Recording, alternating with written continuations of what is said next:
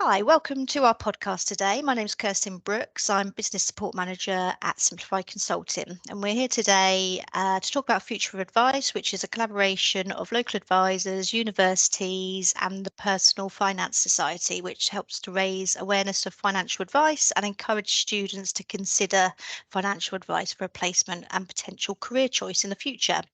So our aim is to raise awareness to students. So we do that by interacting with local universities. We go in and help out with curriculum activities, and we offer placement opportunities in local advisor firms. I'm joined today by Emily Trays, who is a Bournemouth University, and she's studying business management with finance, and she's just finishing her placement year with Ward Goodman. So we thought it'd be a good opportunity to have a chat with Emily today and see how she's found her placement. So welcome, Emily. Thank you for Uh, having me. it's all right. To kick things off, can you tell us how you found the student placement role and what attracted you to apply for it? Yeah, so I found Ward Goodman through Careers BU, and I also had a meeting with Jackie Dart, which is a placement coordinator at Bournemouth University. When finding the placement, I felt really attracted to the role because it wasn't just in one area of finance. I felt like I could. It was a broad role. So at Ward Goodman, I'm a finance placement student, so I get to go through all of the different roles from admin, power planning, and I've worked with some of the advisors and gone out with some of the meetings. So it really helped me expand my whole knowledge of the industry. So that was very attractive when I was looking at the job description.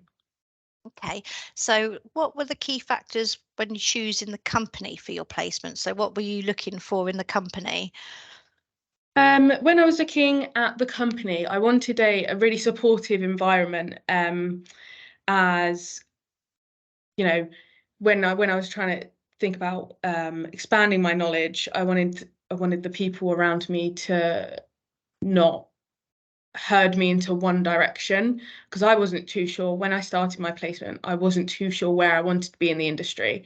Mm, Um, so I was also looking at the business morals, because I wanted, when working for a business, you want to be able to have the same morals as that company. So obviously Ward Goodman morally want to do best by the customer, client, whatever you want to call them. hmm And that really set well with me. Also, I guess when I was looking for my placement, I definitely went with my gut feeling. I know it's a bit cliche, but I actually had two placements that would offered me a job or offered me the placement, and I went with my gut feeling, and I definitely think it was the best decision. Yeah, when I've spoken to the universities, they said that students are looking more for culture and get a feel about the company rather than what the money is or what the benefits are. That's not necessarily things that are of interest. It's more about what if you were aligned with, as you say, your morals and the culture. Definitely. Cool. Okay. So how much did you know about financial advice before you started looking, and what were your expectations of the role before you went there? Yeah, so when I started looking for my placement, I actually did think that I knew a lot more than I really did. Um, I I knew sort of, oh well, placement, in the finance industry, you've got admin and then you've got the advisor. I didn't really know that there was a paraplanner role. So when looking at placements, this paraplanner role kept coming up. I researched into it, and even then, um, paraplanners don't have one set job description. hmm It's definitely different in different companies. But yeah, so you don't need to know everything about the financial industry. When I came into Ward Goodman, they definitely helped me. One of my personal development points was to understand the whole process of the financial um, Cycle. advice Yeah. cycle. Yeah, definitely. Um, so expectations of the role. Now this is difficult as a power planners don't have like a job description. My expectation was, oh, I didn't really know. So it was definitely sort of a learn on the job kind of thing for that one. But definitely I've enjoyed it. It's been really good. Good. Yeah, I think when we've spoken in the past with Gareth at Ward Goodman as well and the other advisors, I think, as you said, it is different across the different companies, isn't it? And some companies will let you go to client meetings with them because, you know, you're maybe doing a bit of background work for that client as well, aren't you? So, Yeah. and go out. I know there was like some companies you go out and do those business relationships as well. So where you're getting referrals from and stuff like that. So that it's quite varied, isn't it, across the different companies, and a very varied role in the company. Yes, I was lucky. I did all of those things. I would write Yeah. the reports for the clients. I'd also go out with the meetings, and I've been out for, you know, some networking with some of our introducers, and so yeah, I've been lucky enough with Ward Goodman to do all of it. So it's been great. Yeah, good. So thinking about the role and looking back over your last year, what's been the best bits of it and what's been the most challenging for you? Oh, definitely. We'll start with the best bits. Best part of being on placement with Ward Goodman definitely has been the array of different things that I've been able to do. It's ranged from writing reports to doing company research and matrix funds, like a matrix of funds. I also have been lucky enough that I have my own projects to run. I have 3 projects to run, so that's been Busy. yeah, definitely. But you know, the big team around me have really been able to support, definitely with the projects that I've been doing. I've been working with the advisors, and also I call them upstairs, but the accounting side of the business. Yeah, no, it meant that no day was the same. So it was always interesting, which was probably the best part of the role. Most challenging part, definitely the industry slang. There's quite a lot of it, and it's thrown about quite a lot.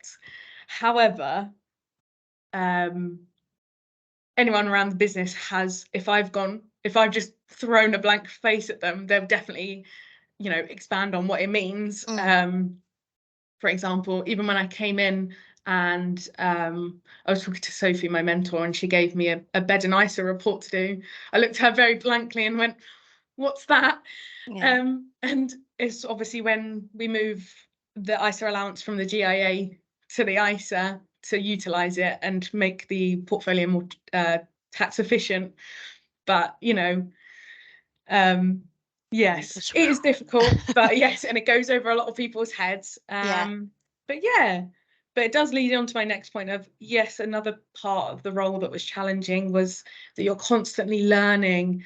However, to put anyone who's listening to this at ease, I was at conference literally the other week recently, and there was a unanimous vote that, you know, that was people from who had just started in the industry to people that have been in the industry for years, and there's still a unanimous vote that everyone's learning. And I definitely think it's down to new laws coming in, rules and regulations, even down to the providers bringing out new products, new services for those clients to make them have different choices. Make it more choices. attractive. Yeah. Yeah, I think everything's learning, isn't it? And from when you were talking about the jargon, when I started, you know, whenever you're in a new role as well, it's always going to feel like that. You're always going to be out of your comfort zone, and I think you get your coping mechanisms to put into place. And I know that when you started a new role, you just need to ask questions, don't you? And people are really happy. People are really happy to help and tell you what that means. They'd rather you asked than sit there, go, you know, waiting an hour and not realizing what everybody's talking about. So yes, it's definitely worth asking. Well, thanks for sharing those challenging bits with us and the best bits. And I'm talking about learning. Moving on from that, have you managed to gain any qualifications or accreditations while you've been on your placement? I did actually. I was really fortunate, and Ward Goodman actually pushed me to get a couple of industry standard qualifications. During the year, I got an accreditation in FE Analytics. That's an industry standard research tool. Effectively has the entire universe of funds on there, which you can run comparisons and performance charts and pretty much everything else.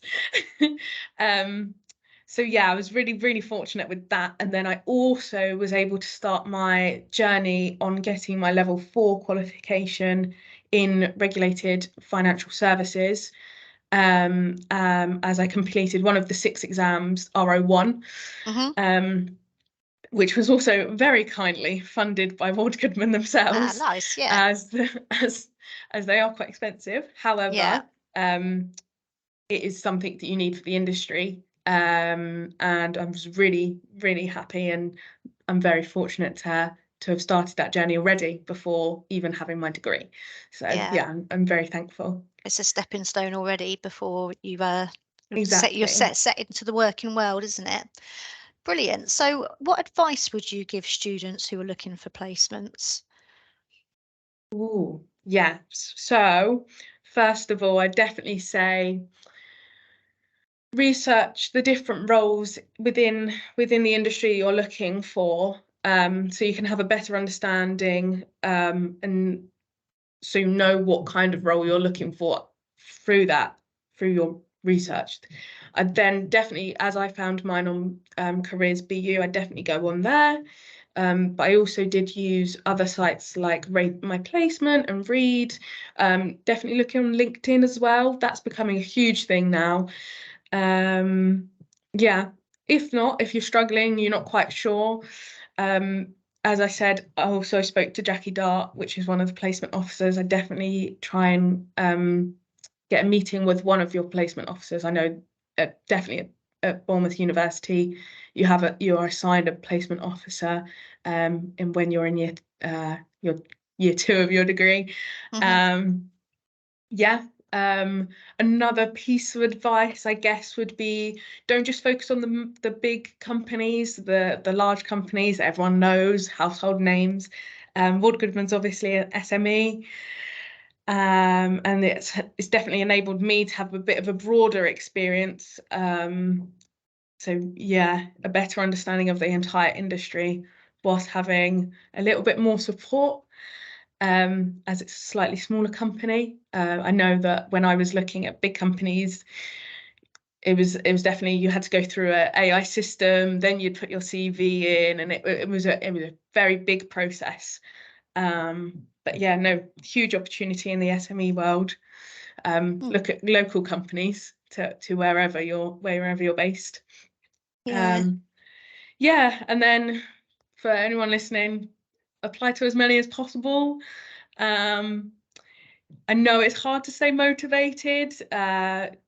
It's a lot, I know, because you've got assignments, you've got your social life, you've got all of this stuff to run and juggle. But I truly do think it is very beneficial, and I do feel so much more prepared now to go back and finish and that kind of thing. So yes, hard but worth it. Yeah, and you're enthusiastic for your final year. So we were speaking earlier that you're literally in your last few days, aren't you, with Ward Goodman, and back to uni after the summer. So what are you thinking about your career options after university? Would financial advice be a career that you're pursuing, or are you looking at other options? Yeah, so when I came into this year, I wasn't quite sure on what I wanted to do. I knew it was something within the finance industry, but I've come here, I've worked through, I've been a little bit in admin, I've done a little bit of power planning, I've not obviously given advice because I'm not qualified to do so, but I've sat in meetings, and I can now say how they give advice and how they transpire that over to the client. And I definitely do think it's I now have a very clear idea on where I want my career to go. I definitely do want to stay in the industry.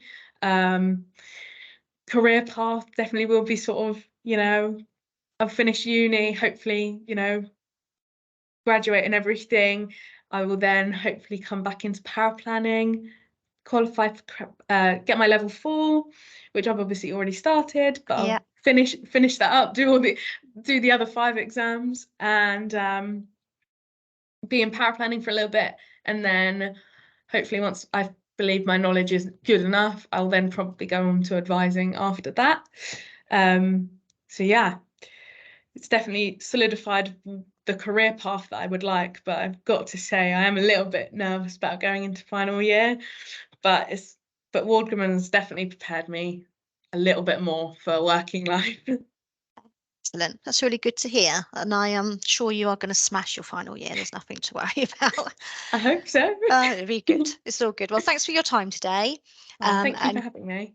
good luck next year. And we hope to see you back in the financial advice world when you've graduated. Thank you. You.